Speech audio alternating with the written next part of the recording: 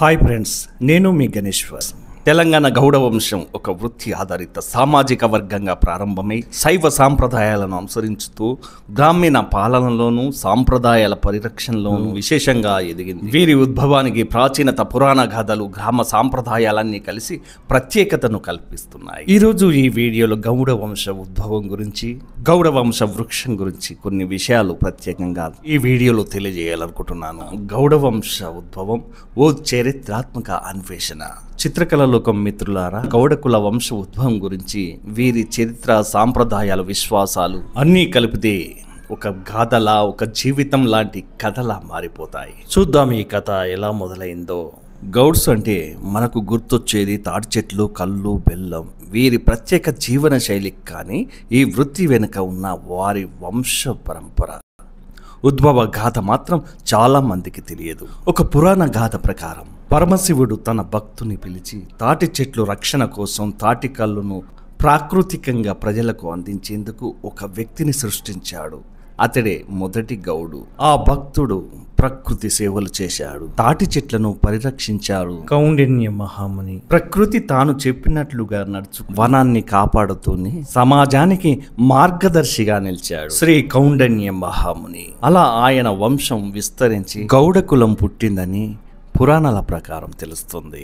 శ్రీ కౌండిన్య మహాముని యొక్క వంశవృక్షాన్ని ఈ చిత్రపటంగా ఈ విధంగా గీస్తున్నాను, మీకు క్లుప్తంగా అర్థం కావడానికి. ఈ వృక్షానికి మొదటి కొమ్మగా ఆదిగౌడు, ఆదిగౌడు నుంచి మరో ప్రధానమైన రెండు కొమ్మలుగా నీలాంబరి అనే కుమార్తెగాను, ఆది గంధర్వుడు కుమారుడుగాను ఆదిగౌడు ద్వారా ఉద్భవించారు. ఈ వంశవృక్షానికి మొదటి ప్రధాన కొమ్మగా ఆదిగౌడు యొక్క ప్రధాన కొమ్మగా నిలిచింది. తద్వారా వంశాభివృద్ధి చెందుతూ వచ్చింది. గౌడ్స్ యొక్క విశ్వాసాల దారిలో శైవ భక్తి గొప్ప దీవెనలా ఉంది. ఎల్లమ్మ, పోచమ్మ దేవతలకు వీరు విశేషంగా భక్తి పూజలు, బోనాలు, జాతరలు చేస్తూ ఉంటారు. గౌడకుల వంశవృక్షం యొక్క రెండవ ప్రధానమైనటువంటి కొమ్మ అమరగౌడు. అమరగౌడు ద్వారా సుశీల అనే కుమార్తె, అమర గంధర్వులనే కుమారులు ఉద్భవించారు. తద్వారా వంశాభివృద్ధి కొనసాగింది. పూర్వము గౌడు అనే పదానికి ఇంకొక అర్థం కూడా ఉండేది, గ్రామ పెద్ద అని. వివాద పరిష్కారాలు, పంచాయతీలు, గ్రామ పాలనలో గౌడులు ముఖ్య పాత్ర పోషించేవారు. వంశవృక్షంలో రెండవ ప్రధాన కొమ్మగా నిలిచిన అమరగౌడు తద్వారా వంశాభివృద్ధి కొనసాగింది. తెలంగాణ గౌడకుల ఉద్భవం ఒక వృత్తి కథ కాదు, అది ఒక సంస్కృతి. ఇది ఒక శ్రమ, భక్తి, విశ్వాసం కలిపిన జీవన రేఖ. ఇక వంశవృక్షంలో ప్రధానమైనటువంటి మూడవ కొమ్మగా వేదగౌడు.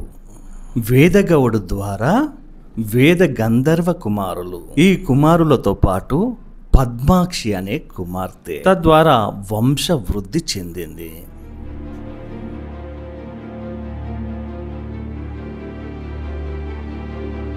ఇప్పటికీ గౌడ వంశావళి వృత్తిని కొనసాగిస్తూ విద్యా ఉద్యోగాల్లోనూ ముందుకు సాగుతోంది.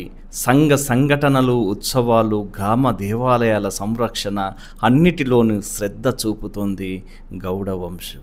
వంశవృక్షంలో నాలుగవ ప్రధానమైనటువంటి కొమ్మగా విప్రగౌడు. విప్రగౌడుకు విప్ర గంధర్వులు అనే కుమారులతో పాటు కమలాక్షి అనే కుమార్తె.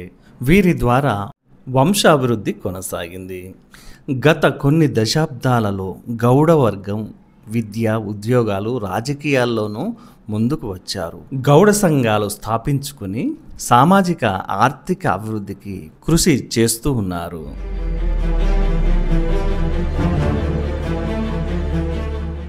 ఇక వంశవృక్షంలో ఐదవ ప్రధాన కొమ్మ పుంగమగౌడు. శ్రీ పుంగమగౌడుకు సుగుణాంబ అనే కుమార్తెతో పాటు భోగ గంధర్వులనే కుమారులు కలిగారు. వీరి ద్వారా వంశాభివృద్ధి కొనసాగింది. తమ కులదేవత అయిన రేణుకా ఎల్లమ్మ, జబదగ్నిల ఆలయాలను గ్రామ గ్రామాన నిర్మించుకుంటూ పూజలు, సిద్ధోగాలు నిర్వహిస్తూ సాంప్రదాయాలను కొనసాగిస్తూ ఉంటారు గౌడ కులస్తులు.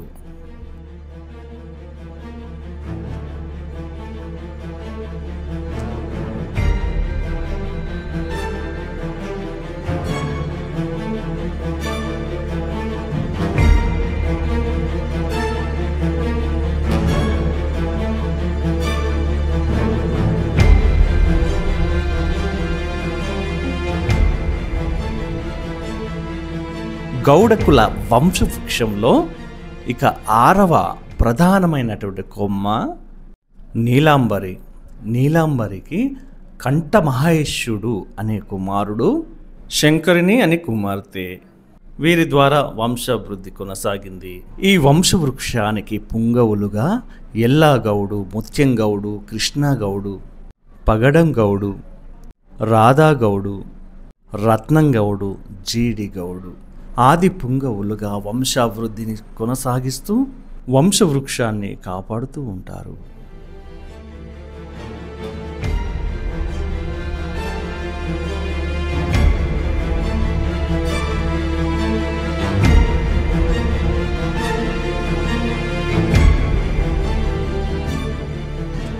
ఈ వృక్షానికి పరమశివుడు అండగా ఉండి ఎల్లవేళలా రక్షిస్తూ ఉంటాడు. ఈ వంశవృక్షము బ్రహ్మదేవుడి చెవుటతో నిండి ఉందని ఒక పూర్వపు గాథ. గౌడ పురాణం ప్రకారం కౌండిన్య మహర్షి గౌడ వంశానికి ఆది పురుషుడు. ఆయన తపస్సు చేసి బ్రహ్మ, విష్ణు, మహేశ్వరుల అనుగ్రహం పొందాడు.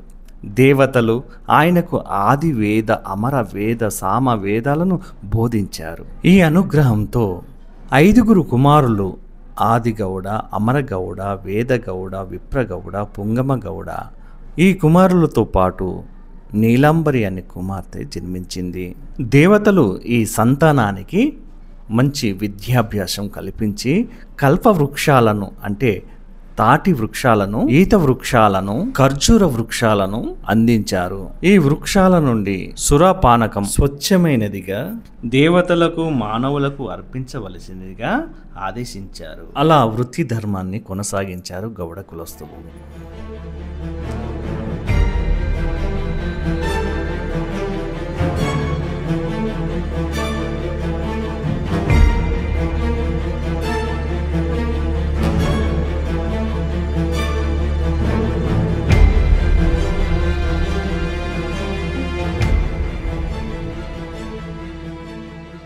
ఇలాంటి లోతైన కుల చరిత్రలు, కళా సాంప్రదాయాల కథలు తెలుసుకోవడానికి మా ఛానల్ చిత్రకళాలోకంను సబ్స్క్రైబ్ చేయండి. మీ అభిప్రాయం కామెంట్లో తెలియజేయండి.